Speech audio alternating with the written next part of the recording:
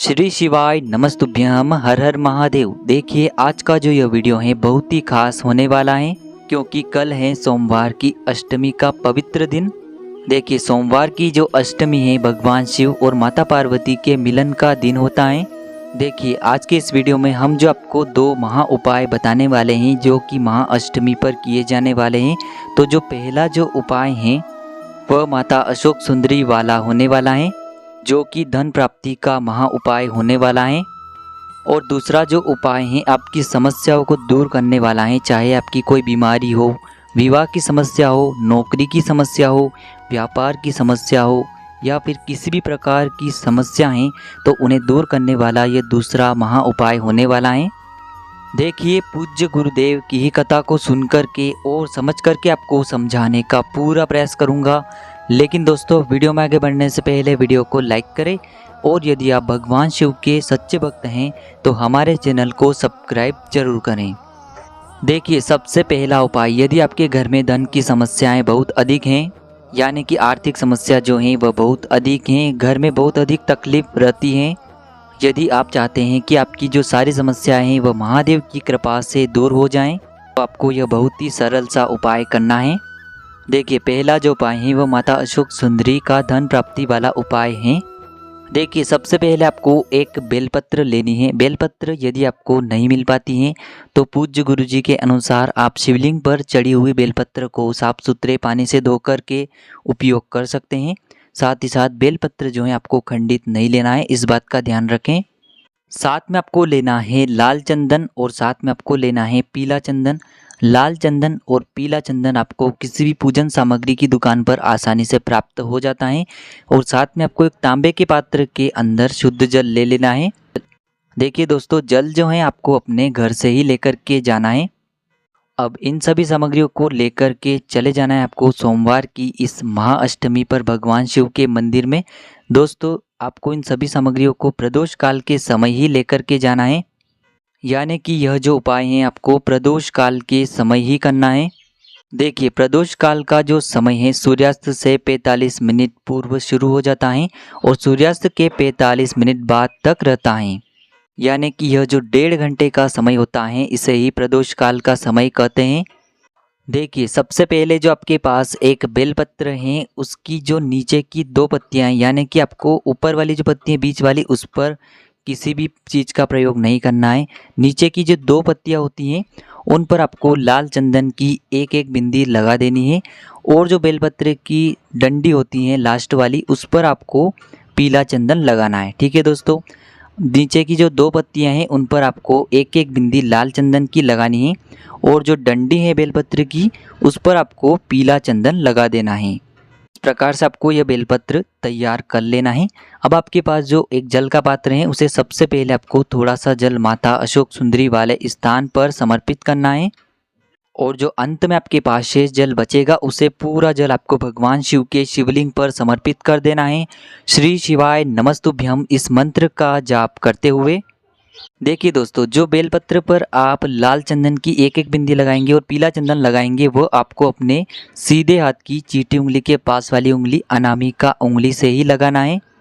देखिए अब इस बेलपत्र को आपको अपने सीधे हाथ में रखना है और इस बेलपत्र को समर्पित कर देना है आपको माता अशोक सुंदरी वाले स्थान पर। देखिए दोस्तों इस बेलपत्र को आपको उल्टा समर्पित करना है, यानी कि जो डंडी वाला भाग है वो आपको समर्पित करना है शिवलिंग की तरफ और जो पत्ती वाला भाग है वो आपको रखना है जलाधारी की तरफ।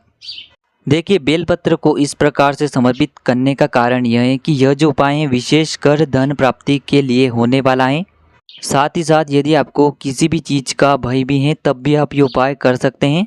देखिए बेलपत्र के जिस भाग पर आपने लाल चंदन और पीला चंदन लगाया है वह माता अशोक सुंदरी से स्पर्श होना चाहिए। इस प्रकार से आपको बेलपत्र माता अशोक सुंदरी वाले स्थान पर समर्पित करना है। तो इस प्रकार से आपको यह सोमवार की महाअष्टमी का धन प्राप्ति और आपकी जीवन की समस्याओं और बाधाओं को दूर करने वाला उपाय कर लेना है। देखिए दूसरा जो उपाय है बीमारी, विवाह और तकलीफों को दूर करने वाला है। देखिए बहुत दिन हो गए आप विवाह के लिए प्रयास कर रहे हैं लेकिन आपका विवाह हो ही नहीं पा रहा है। घर में जो है प्रत्येक सदस्य बीमार रहता है, बीमारी जो है घर से जाने का नाम ही नहीं ले रही है। आपके व्यापार में आपको गिरावट देखने को मिल रही है। साथ ही साथ आपके जो कार्य हैं उनमें आपको हर बार असफलता प्राप्त हो रही है, तो आपको यह उपाय ज़रूर करना चाहिए। यानी कि सारी समस्याओं को दूर करने के लिए, विशेषकर विवाह और बीमारी की समस्या को दूर करने के लिए आपको यह अष्टमी का महा उपाय जरूर करना है। देखिए, इस उपाय को करने के लिए सबसे पहले आपको एक बेलपत्र लेना है और साथ में आपको एक दुर्वा घास लेना है। ध्यान रखें दोस्तों कि जो बेलपत्र हैं वह कहीं से भी खंडित नहीं होना चाहिए। और इन दोनों सामग्रियों को लेकर के आपको चले जाना है भगवान शिव के मंदिर में। देखिए, सबसे पहले जो आपके पास एक दुर्वा घास और एक बेलपत्र हैं, तो इन्हें आपको एक साथ रखना है। किस प्रकार से रखना है, आपको जो बेलपत्र हैं वो आपको आगे रखना है और दुर्वा जो है आपको पीछे रखना है और एक साथ इन्हें आपको पकड़ लेना है। ठीक है दोस्तों, यानी कि जो आपके पास एक दुर्वा और एक बेलपत्र हैं, तो इन दोनों को आपको एक साथ पकड़ लेना है अपने सीधे हाथ से। अब इस बेलपत्र और दुर्वा को आपको सबसे पहले नंदी जी का जो सिर होता है, जो मस्तक होता है, वहाँ पर आपको इस दुर्वा और एक बेलपत्र को आपको स्पर्श करवाना है नंदी जी के सिर से। देखिए किस प्रकार से स्पर्श करवाना है कि जो दुर्वा है वह नीचे की ओर होना चाहिए और उसके ऊपर आपको बेलपत्र रखना है। यानी कि बेलपत्र का जो खुरदुरा भाग होता है वह दुर्वा से स्पर्श होना चाहिए और दुर्वा जो है नंदी जी के मस्तक से स्पर्श होना चाहिए। इस प्रकार से आपको यह दोनों एक साथ स्पर्श करवाना है नंदी जी से। और आपकी जो भी परेशानियां हो, चाहे विवाह संबंधित हो, धन संबंधित हो, व्यापार संबंधित हो या फिर कोई बीमारी से संबंधित परेशानी हो, यानी कि जो भी परेशानियां हैं वो आपको बोल देना है। अब इस बेलपत्र और दुर्वा को आपको उठाना है, ऐसे कि ऐसे ही उठाना है और इस बेलपत्र और दुर्वा को आपको भगवान शिव के शिवलिंग पर जहाँ जलाधारी होता है वहाँ पर आपको स्पर्श करवाना है। देखिए, जब भी आप जलाधारी पर इस बेलपत्र और दुर्वा को स्पर्श करवाएंगे तब भी आपको आपकी जो भी तकलीफें और समस्याएं हैं उन्हें आपको महादेव से कहना है। अब वापस से इस बेलपत्र और दुर्वा को आपको वहाँ से उठाना है और इस बेलपत्र और दुर्वा को आपको भगवान शिव के शिवलिंग पर समर्पित कर देना है, अर्पित कर देना है।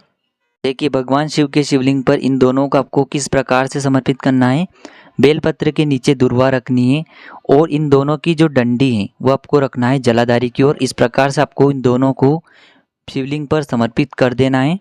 शिवलिंग पर समर्पित करते समय भी आपकी जो भी समस्या हैं, बाधाएं हैं या फिर जो भी मनोकामनाएं उन्हें आपको महादेव से कहना है। और इस प्रकार से आपको यह छोटा सा और प्यारा सा उपाय कर लेना है। देखिए दोस्तों, इस जो बेलपत्र और दुर्वा है इसे आपको 3 जगह स्पर्श करवाना है। पहले नंदी जी के वहाँ पर, सबसे पहले आपको नंदी जी के वहाँ पर स्पर्श करवाना है, फिर जलाधारी पर और अंत में आपको भगवान शिव के शिवलिंग पर इसे समर्पित कर देना है। बस इतना सा उपाय करना है। उपाय से जुड़ा यदि आपको कोई भी सवाल पूछना है तो आप हमें कमेंट में पूछ सकते हैं। उपाय को करते समय किसी भी प्रकार की गलती न करें। श्री शिवाय नमस्तुभ्यम। हर हर महादेव।